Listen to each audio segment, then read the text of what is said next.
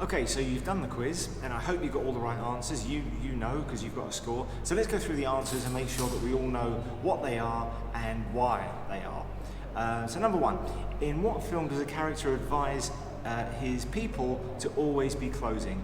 And that's the old movie Glengarry Glen Ross. And it's a very weird movie based on a play, but the movie comes across as a play, and it's all about a sales team that's falling apart. And it's all about striving for success where there is no possibility of it. So it's a dark film about sales and how grim sales can be. Number two, what kind of people should you be informing? You should be informing smart people. Well, at least you should be considering them smart people. You should always be working towards informing smart people. Number three, what is the most important question to be explaining?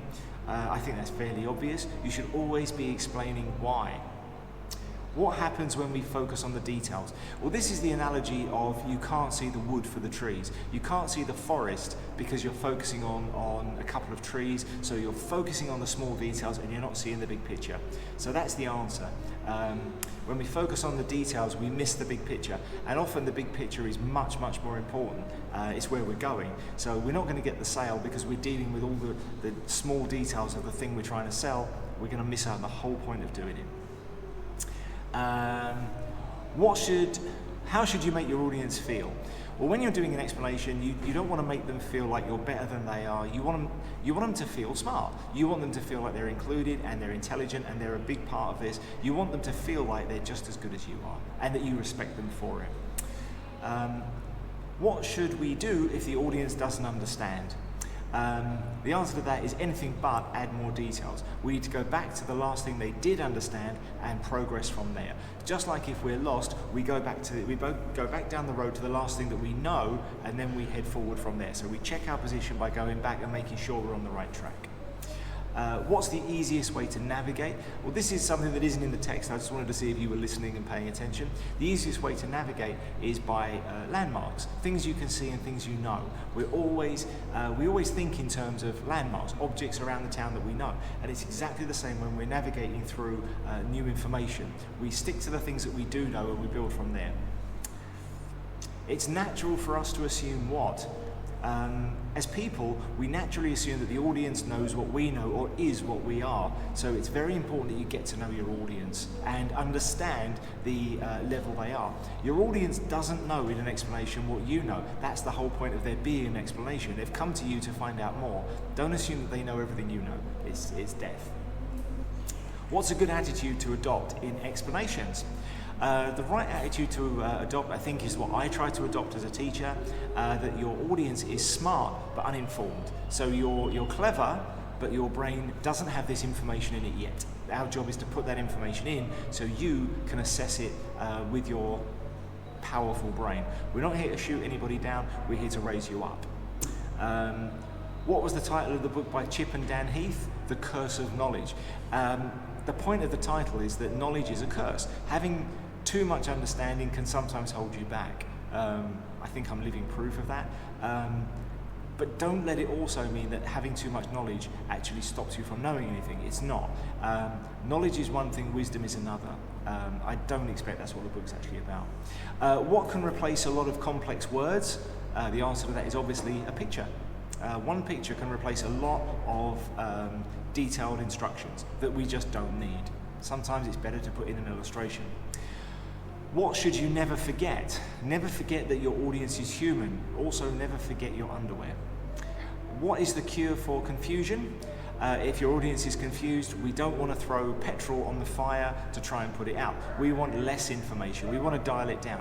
If we've confused our audience, we are failing in terms of explanations. We are not supporting our audience. We don't understand them. We need to go back, give them less information and focus on a few key points, build up from there. That's how we get their trust and rapport. Everything in life, and especially sales, is about rapport. Rapport is a connection. That's what people pay you for. What do people hate? Soup.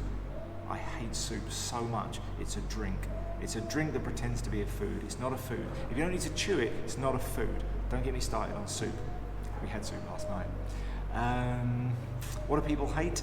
Being talked down to. Condescension. People hate if you point at them and go, look, you're not as clever as me, so why don't you just shut up? Can you imagine someone talking to you like that? How would you feel? Even if it was kind of true, even if the person speaking to you had a genius level IQ, multiple doctorates, and all the information that you needed, if he spoke to you like that, you would hate him. Simple as that.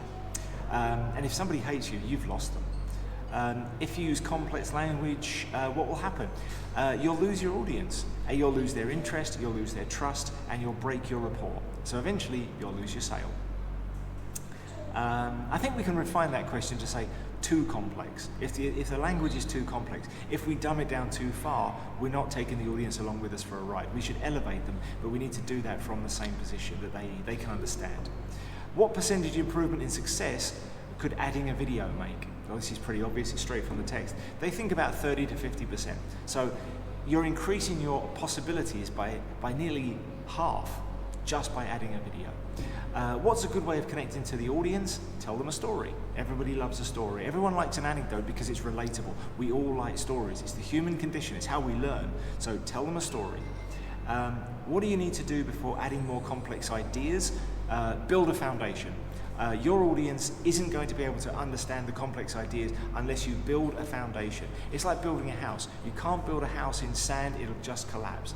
You need to build something solid to build it on. So the first thing you need to do is create a solid understanding in what you're talking about, and then add something to it, and one step up at a time. Build it up solidly and you won't have a problem. Almost there. What happens if you try to make yourself look smart? You'll lose the interest of the audience. The audience doesn't want you to be smart. The audience wants to be smarter.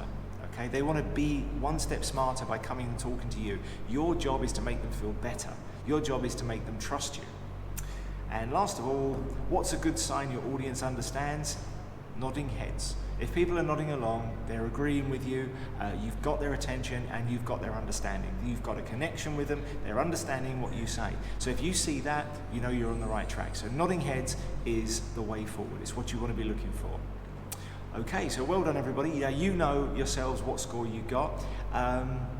The key information to take from this is don't think you're smarter than anybody else. Make sure that you respect and understand your audience. If you can follow that, then you'll have much more success in what you're selling, no matter whether it's an idea or whether it's a product. Understand and connect with people. A lot of people can't do that. A lot of managers can't do that. They just don't understand people. And when you don't understand people, you lose them and you end up with chaos. I see it everywhere around me. You've got to be able to connect. Form a connection, understand who it is you're talking to, and work from there. Okay, well done everybody. Obviously we're heading towards something here, so tomorrow we're going to look at an explanation of someone explaining something important, and we're going to see what you make of that. Alright guys, thanks very much. See you next time.